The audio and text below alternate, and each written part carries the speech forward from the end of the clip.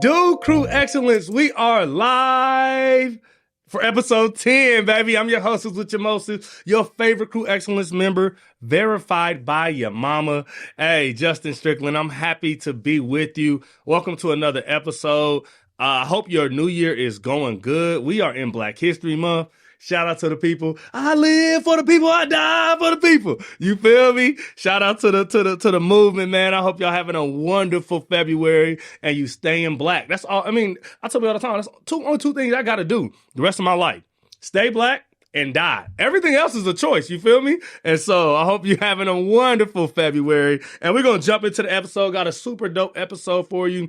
We're going to go in depth on the phases of leadership. So if you're new here, this is the podcast. It's called The Ladder, and we talk about excellent leadership every episode. So depending on the arena or the application, you're going to learn about how to lead and how to be your best self. And so this is a place you go where you want to get better. And I hope that those of you that are on this journey, I hope that you can see some real tangible benefit from being a listener and part of the crew. So I just want to say thank you first and foremost for being part of the crew and for listening today. I am grateful. Don't forget to like, comment, and subscribe. You know what I'm saying? Because we got dope content flowing all 2024. Let's jump into it. So, as you know, leadership has a lot of different kind of connotations, right? A lot of people think leadership is occupational. They think titles, things like that. But the way we think about leadership here at Crew Excellence,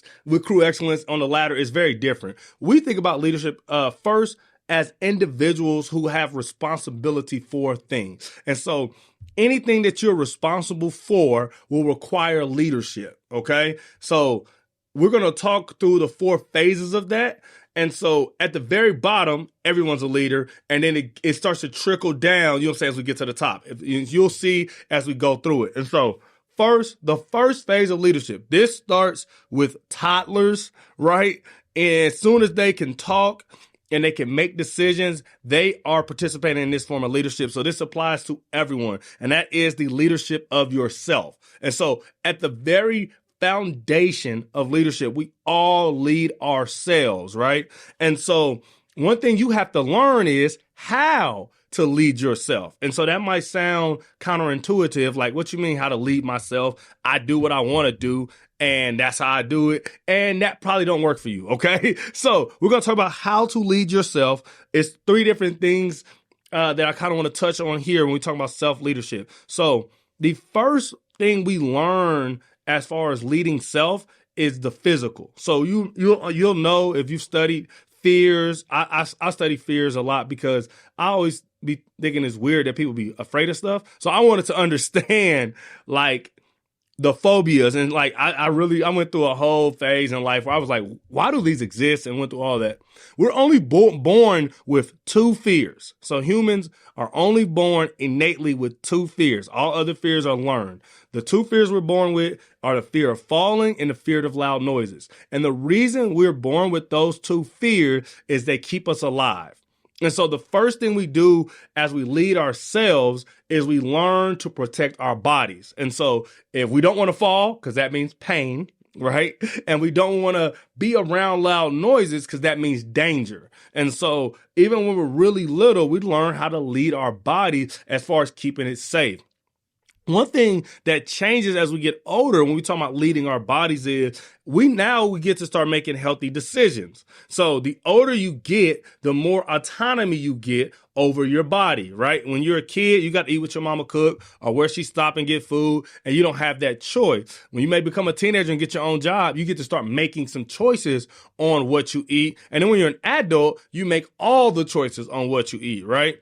So one thing that I think everyone can benefit from is leading themselves well when it comes to their body. What do you put into your body? Is it things that will promote your longevity, that will promote your ability to do the things you want to do in the future? Or are there things that are you putting things in your body that help you in the present but hinder you in the future, right? And so, and that includes not only what you eat and drink, that includes what you smoke. Those kind of things play a huge role in how you lead your body. one of the things that I think also we take for granted, and I learned this as an adult because I was an athlete my whole life. And I used to always wonder, like, how do normal people not work out? Like, what you mean you don't go to the gym, you don't run, you don't do nothing? And then I stopped being an athlete and I realized there's just other things you could do with your time. Like, you don't have to work out.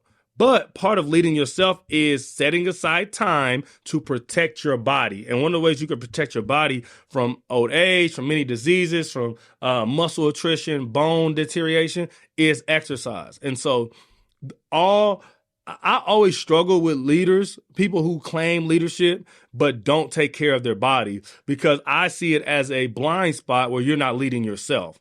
And so you have to lead yourself first. And that starts when people see you, they can see if you're taking care of yourself. I know you might not realize this. You might not think it's a big deal, but people can see right away if you're taking care of yourself and to what capacity. And I don't mean everybody got to look like Dwayne "The Rock" Johnson. I don't ever want to look like that. But what I mean is people can tell right away if you struggle with gluttony, or if you probably don't exercise, or if you have unhealthy habits. Like, people can see that right away, and that will play a role if they want to follow you, depending on where you're going. And so your platform, your message, everything could be perfect, but they might not follow you because they don't trust you, because they don't trust you to lead yourself. So leading your body is first, your physical. Then now we're so much so, I think it's a little overkill, but I think it's appropriate. We got to talk about your mental health. You have to lead yourself mentally. You have to be intentional with learning constantly. And the minute you stop learning, your brain starts deteriorating. So you want to be a consistent learner. And we have more forms now to learn, more ways now to learn than ever before. You can learn through podcasts, through YouTube video. Shout out to the crew. You know what I'm saying? You can learn through books, through movies, through TikTok, through Google. Like, if you're not learning, it's because you don't want to, okay? It's because you are being intentional and avoiding learning. And so one thing you can do as a leader of self is to be intentional with learning. Learn things you want to learn. That's what I love about being an adult is I don't have to wait for a teacher to tell me this is what's on the syllabus. I get to choose how I want to develop mentally and what I want to spend my time learning.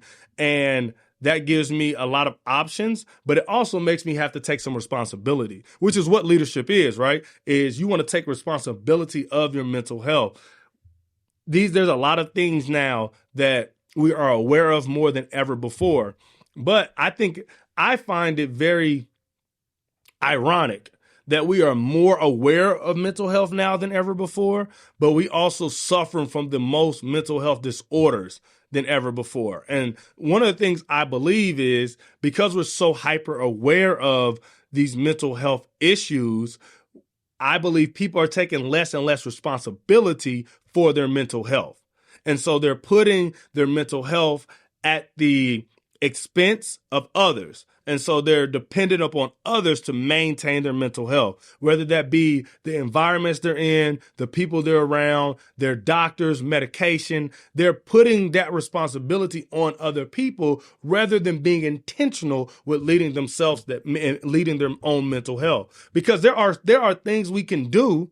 Psychologists, psychiatrists, they all say the same thing. There are things we can do that we can protect our mental health.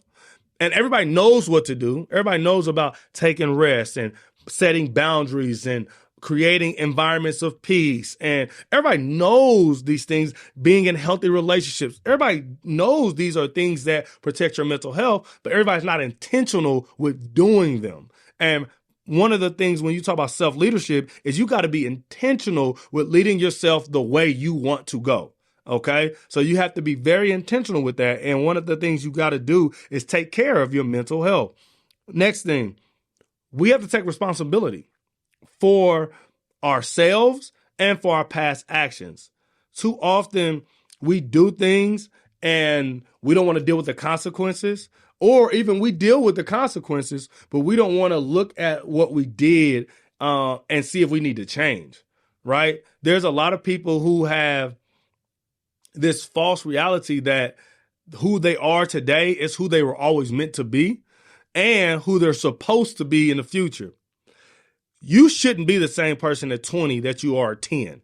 are 30 and 20. Like, there should be some growth, some maturity, some change that happens as we move through life. I done crossed over 30, which is crazy right now. But I want to be a different person at 40 than I am today at 31. And I'm being intentional, but I have to be very intentional today with looking at what I've done over my past so that I don't keep repeating those same things. Like, there are some things in my life, like, that I got to be more disciplined in.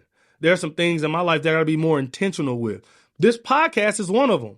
Like, if I'm being completely transparent, I have started 3 other podcasts, probably 3 or 4 other podcasts. I'm trying to remember one of them count. I don't know if it really counts. But I was doing them kind of half-heartedly. I was consistent, but my production wasn't great.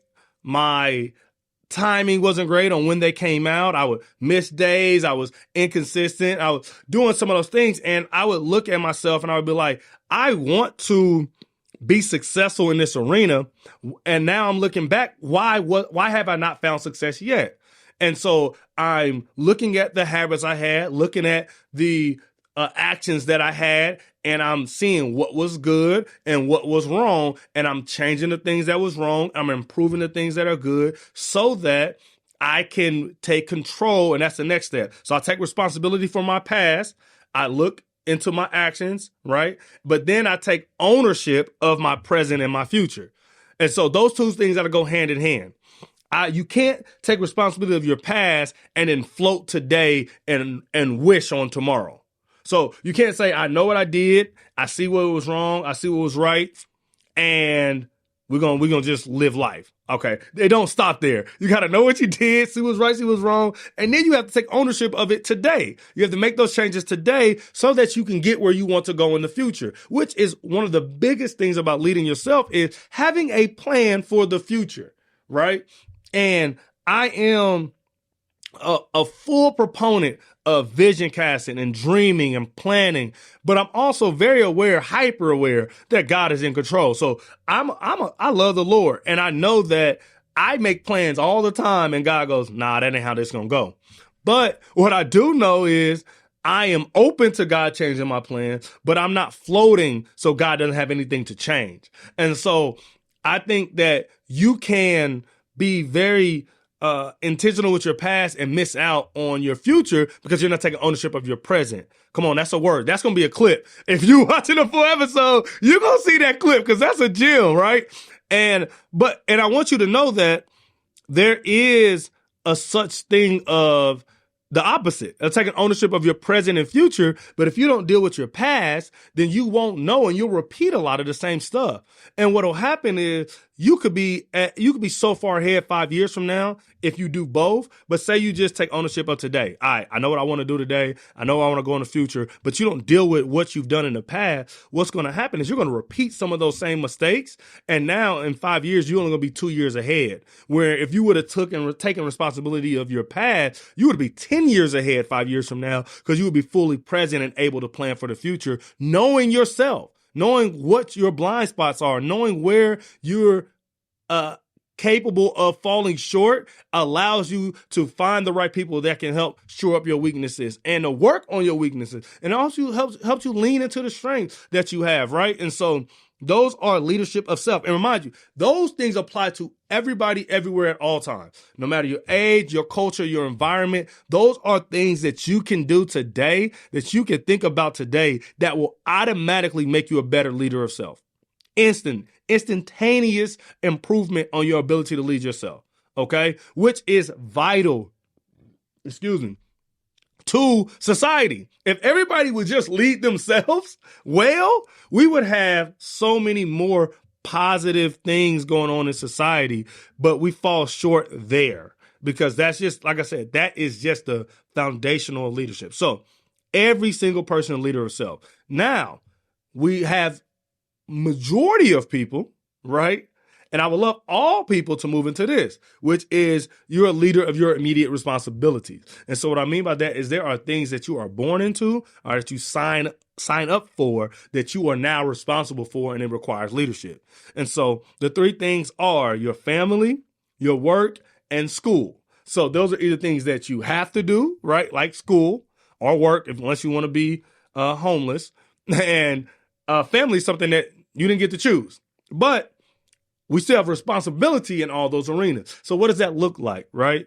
And so depending on where you are in your family structure, right? If you're a son or daughter, aunt, uncle, father, mother, grandparent, right? Cousin, you have a different responsibility to those around you, and it requires you to lead well. One of the things I believe you can do in a family structure is lead with kindness. And the reason I say that is it's so easy when we get in the middle of our families to be very, I say, opinionated and critical. That's the word. To be very critical of our family members because we know them. We know their background. We know when they be lying, when they be fronting. Like, we know them through and through. And it's very easy to become very, very critical of our family members. But if we lead with kindness, what we do is create space for safety for the people we love. Because we're not critical of them because we don't love them. We are often critical because we know them and love them, right? We're like, man, that ain't even you. We on the phone with somebody like, hey, you won't believe what so-and-so did. I can't believe they did that. And the reason we're telling them is because we love that person and they've fallen short in our opinion in that area. And so we think that's newsworthy, right? We think that's appropriate to tell somebody because they shouldn't be falling short in that area. Well, what does it look like if you lead with kindness? And you say, hey, I didn't like when you did that because it communicated this to me. Like, example, I don't like when you said you were going to come over and hang out and you didn't come because it communicated to me that you don't care for my time and my company. How will someone respond to that statement rather than, oh, they ain't pull up, they don't mess with us, forget them? Like, that's a whole different conversation, and it allows for a space that is safe and a space that we can grow together. I think that's one of the most powerful things we have on earth is our ability to leverage family for growth, generational growth. Knowing people that have different responsibilities and different experiences, putting them all together and leveraging that for growth as a family. When you think of the most powerful people on earth today, you think of family names, right? Rockefeller, Walton, that's Walmart, right? The Obamas, the Kennedys. Like, you think of family names. And the reason you think of family names is the Carnegies, is they leverage their collective experiences, intelligence, and areas of influence for each other so that they maintain generational influence. And so if we're able to lead with kindness, we can do the same thing, okay? Next thing is your work. Too many of us, this is an interesting thing for me. Hear me out. Hear me out. Too many people hate their job. And that's so interesting to me because you sign up to work there. No, this ain't the 1600s where they tell you what you're going to do and you ain't got no choice. We have choices. I was on Indeed the other day, helping my little cousin out, and there was thousands of jobs available everywhere in any industry, right? And I was thinking about it, and I was like, why do people end up in jobs they hate? And the conclusion I came to is because they don't take responsibility for their work. And so when they're at work, when they're at a job, they don't necessarily believe themselves to be leaders. And so they don't believe themselves to be responsible. And so they're just here. They're just physically there, but they're not mentally there. They're not emotionally there. They don't want to be there. So they don't lead well. And my thing is, if you lead well wherever you are today, that is able to be leveraged to wherever you want to go tomorrow.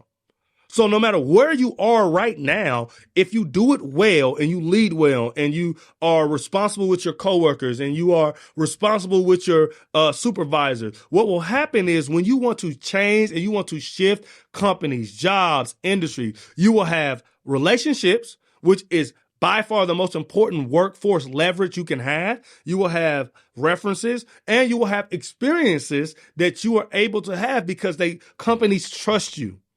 Too many people feel underused at a company or in a place because you haven't shown yourself to be trustworthy.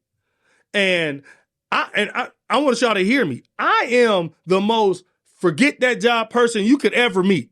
I'm gonna be honest. I am. If you've ever thought of that phrase, man, forget this job. My picture should be the one you think about. Okay. But what I'm also saying is, if I sign up for a job, I'm going to show up for that job. And I'm going to show up as my full self, leveraging my personality, my leadership abilities, and my responsibilities at that place so that I can be my best self. Because what I know and what I've learned is when you leave a place, right, and you don't leave it well, that limits your ability to go where you want to go next.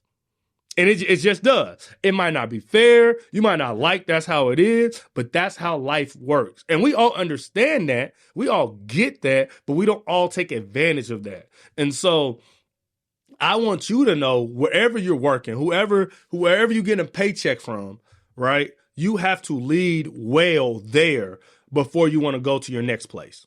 And that's biblical and that's common sense. Anybody who's ever been a supervisor, you know the employees that you would give references to and the ones that you wouldn't. You know your coworkers. Everybody has coworkers who you like, I don't even know how they still got a job. Those things matter, right? Because just imagine you're the coworker that nobody knows how you have a job. And one of your coworkers gets promoted or goes off to another company and now they're hiring. You know who they're not going to hire? You. And you thought y'all was friends. Y'all was boys. Y'all was girls. Y'all was brothers. You know what I'm saying? But what they know is you don't work hard. You find breaks. You hide in closets. They know these things about you. They're not going to hire you when they have responsibility, when they have influence. You're not going to get an opportunity, and you might be perfect for that other job. And that's what happens too often. I think too often we think if I had a job I liked, I would kill it. I would crush it. If I had a job that I loved, oh, bro, you couldn't keep me out the building. How you going to get that job you love if no one will give you a reference for it? If no one will put you in position for it? And come on, saints. Come on, listen close, saints. Listen close. God will not put more on you than you can bear. That scripture is not only about stress and trauma. That scripture is about good things as well. God will not put you in your dream position until you're able to keep it and maintain it. That would be a disservice to you if God gave you your dream job and you got fired 2 weeks later because you kept showing up late to work. I'm just saying, I'm going to say it loud for the people in the back. That would be a disservice to you. God would not be a loving God if he gave you your dream position and you cussed your supervisor out a month in because you don't like how they be talking to you. We got to start preparing ourselves for our future now, and that starts in the workplace, right? We got to take responsibility. We got to be leaders there. And then school. Shout out to all people in school, all my middle school, high schoolers, elementary school kids listening to, all my nieces and nephew, little cousins. Thank y'all for listening to the podcast. I know y'all would much rather be playing Roblox and Fortnite, but I appreciate you. And for my people in college and getting masters and getting doctorates, you got to take responsibility of your school. School is all about, I've always said this, me and my wife disagree about this. She was on a previous episode. She is the educational queen. She loves education. But we disagree about this all the time. School is about learning, yes. But school is much, much, much, much more about, can you complete tasks? Can you do it well? Can you meet deadlines? Can you take information, chew on it, regurgitate it in a way that is appropriate for the context and the requirement for each course and assignment? That's what school is about. Learning how to do that well prepares you for life, right? It just does. And so what you'll see is those who lead well in school, and it doesn't necessarily mean you're a straight A student. It could just mean you take care of business, you are involved in activities, you do sports, but you are responsible for what you do every day while you're at school, and you lead well. Others follow you at school. Too often we, especially in school settings, I feel like too often we dismiss our leadership influence and we don't take advantage of pulling people in the right direction. And too often we allow those who know their leaders to pull people in the wrong direction, while those other who deny their leaders and are going the right way don't take nobody with them. And so if you're at school and you're in a school setting, don't just try to be cool. Because what you'll realize is if you are a leader in a school setting, you are cool. So whatever leaders say is cool, that's what becomes cool. Okay? It's not this mass thing that everybody got to fit into. Everybody's looking for someone to stand out. And if you do that, you are not only setting yourself up for success because you are able to make your own choices and you know right from wrong, you're also setting others up for success because they have an option to look at you and see what you're doing, okay? And some people don't want that responsibility. Too bad you have it. Just being honest. Too bad you have it. There are people watching you even if you don't know it. There are people listening to you even if you don't know it. And it's up to you to do something with that responsibility, okay? It's up to you to lead well in that environment, and I think you can. I know you can, but you just have to do it, okay? So those are the first two phases, self and immediate responsibility. The next phase is now we're starting to filter out community. So what does that look like? First is friends. That is our first community that we're responsible for. And you might be like, I ain't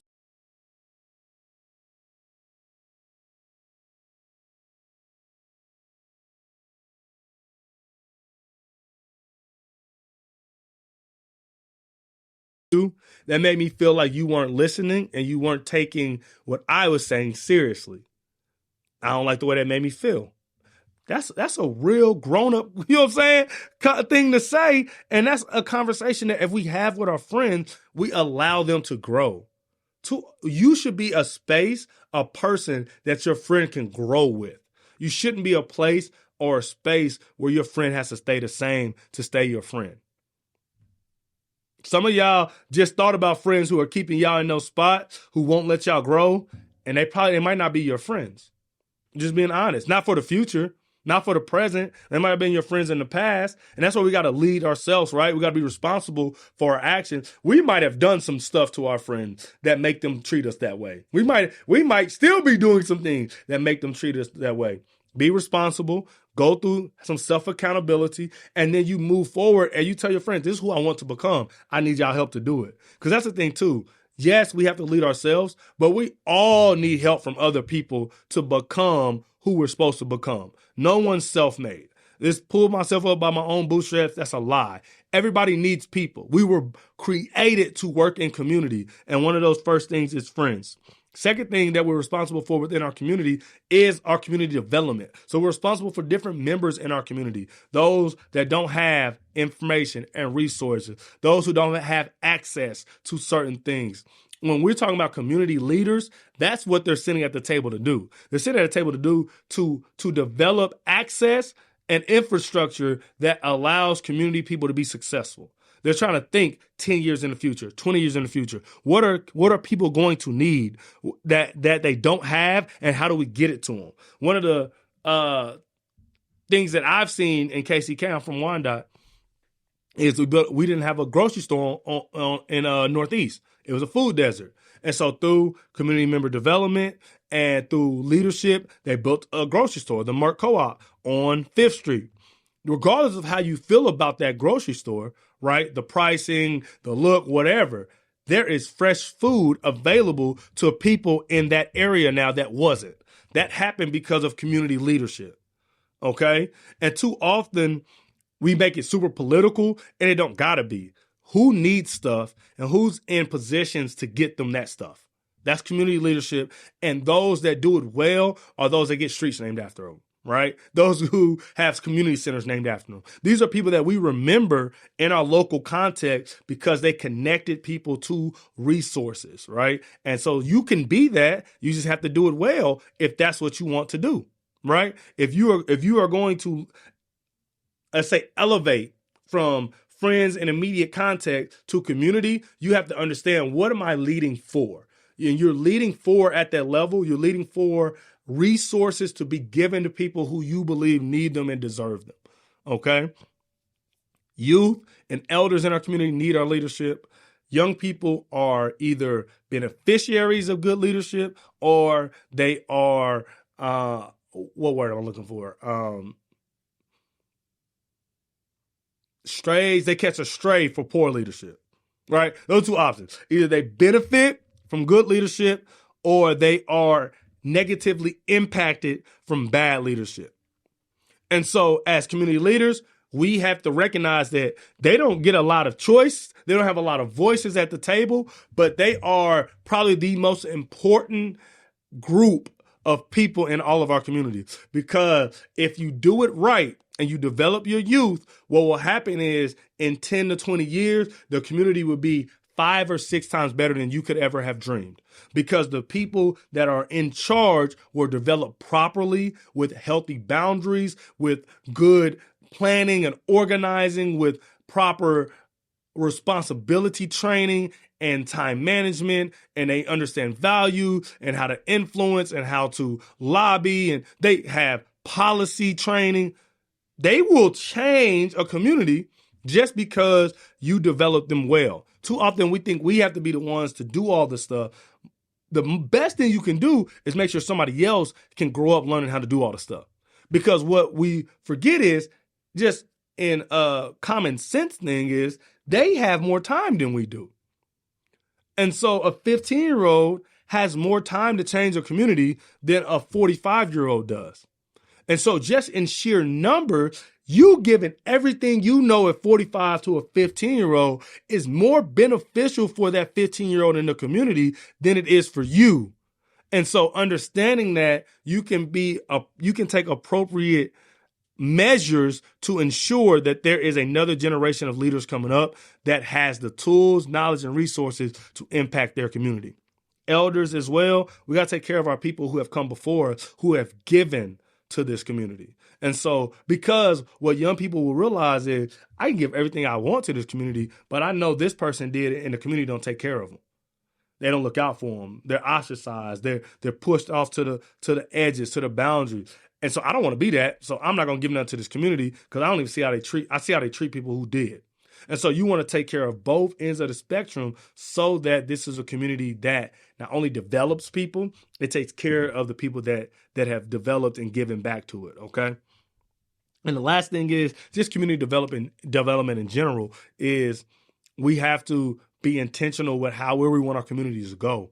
Too often we look around our communities like, man, I remember when that was there. I remember when was that? What happened? What happened to that? What happened to this? Where did it go? And man, we had all this when we was growing up. Well, part of the reason why a lot of this stuff goes away is it wasn't built to be sustainable.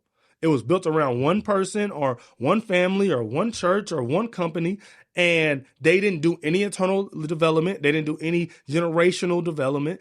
And because of that, when it was passed, when it was time to transition, when someone moved or someone passed away, it fell apart. And so when we do community development, we got to think, how am I going to build this? How is the next generation going to sustain this? Like those are equally valid and important questions when we do community development. And if we don't do both, then the things we have are destined to not be successful generationally. And those are the things that have generational success are the things that become community pillars and become community resources and examples of what it looks to build something. Too often, we don't know who to look at to build something successful, but if you can build something that has generational impact and a generational transfer of power, then others can see what that looks like, and that can be impactful for generations and for larger groups of community, okay? And so that's the third level of leadership. And in the last phase of leadership, we're talking about global leadership. So these are our leaders who change not only their immediate community, but they start to change worlds. They start to change countries. They start to change hemispheres, right? These are the people that we read about in our textbook, that we watch documentaries about, that get movies and autobiographies about. These are people that decide they want to change the world. And I think everybody wants to, but they don't know how, right? I think everybody wants to be a part of something bigger. They want to be historical. They want to change the world and make it a better place, but they don't necessarily know how to do it on that scale. And the number one way to do it is you have to think differently than the world thinks. The people that get in history books, the people that we get movies, the people that we think about as heroes and heroines are the people that thought differently than everyone else, and they stood on that. They platformed that, and they built a a reasoning and a theory behind that. And so you have to be willing to turn things off. And it's harder now than ever before, but you have to be willing to turn off the noise and to really look at what you would want to change. What are you passionate about? What do you think you could truly impact? And then you go about the how, and you network, and you build relationships, and you discover what that looks like. But first, you got to spend time just learning, what am I really, really good at?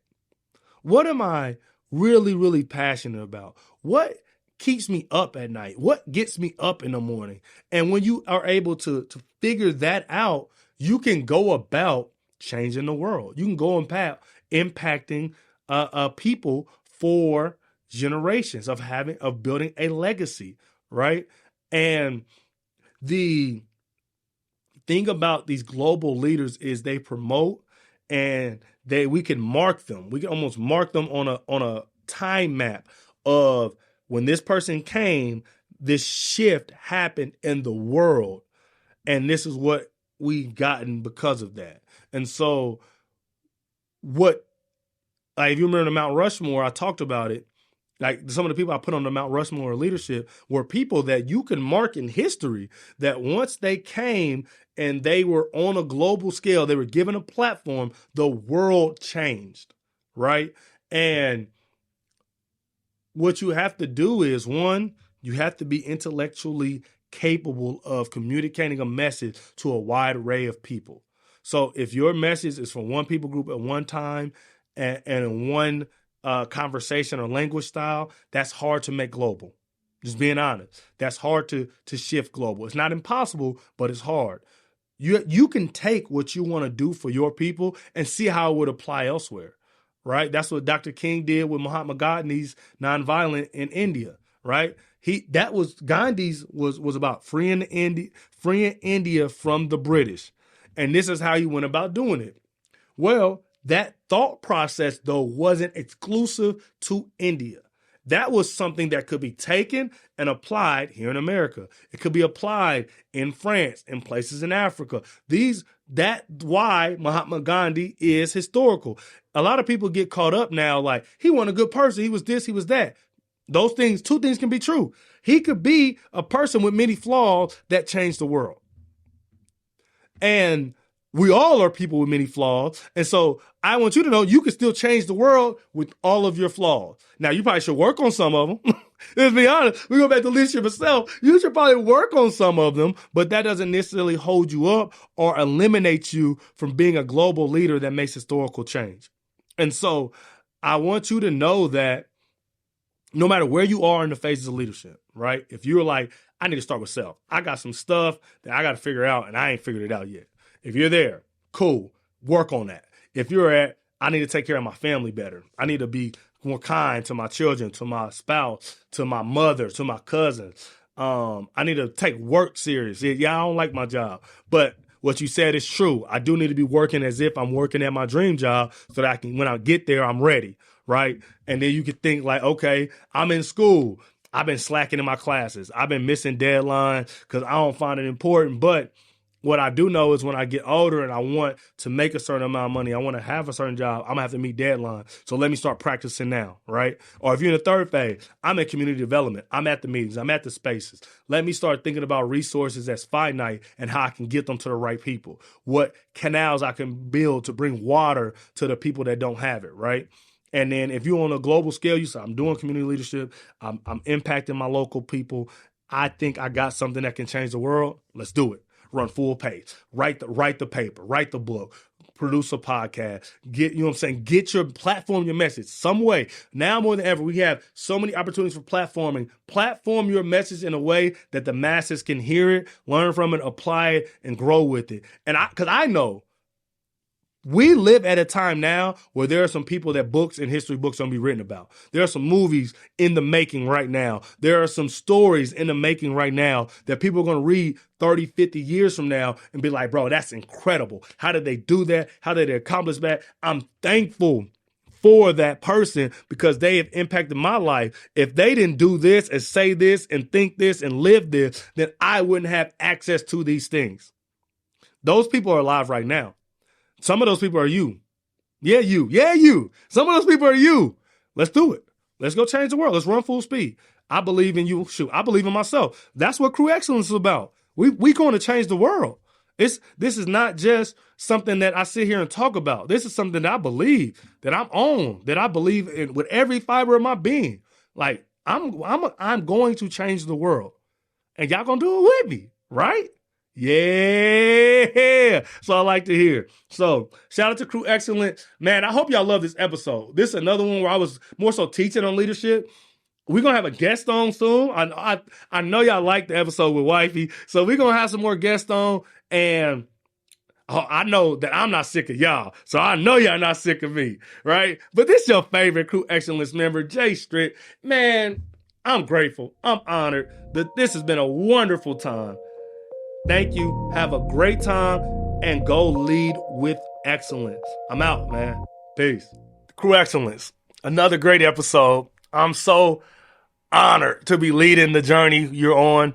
And I just want to let you know, this is what we're building here. We're building a community and an audience and a family that pursues excellence together.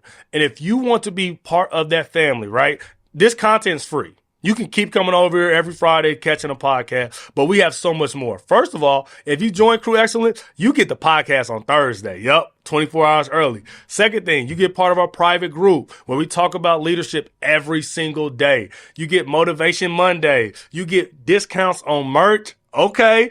And anytime we have an event, you get first dibs on tickets. So I think that being a part of this community is amazing. There's definitely different levels to it. But hey, if you just watching and you say that ain't for me yet, cool. I appreciate you. Keep watching. Like, comment, subscribe. But if you want to go deeper and you want to be more of a part of a community that loves each other and that pushes each other to be their best self, go ahead, head over to the website, join Crew Excellence. It's a membership site on the site. You can join it and then you get entered right into the community, plugged in. Hey, it's dope over there. I'm talking about fire. You missing out. But hey, I love y'all for whatever you do and however you are a part of Crew Excellence. And I can't wait till next week. Please watch another video. If you missed the episode, tune in because they all fire. All right, man. It's the host who's the most, your favorite Crew Excellence member, and I'm out.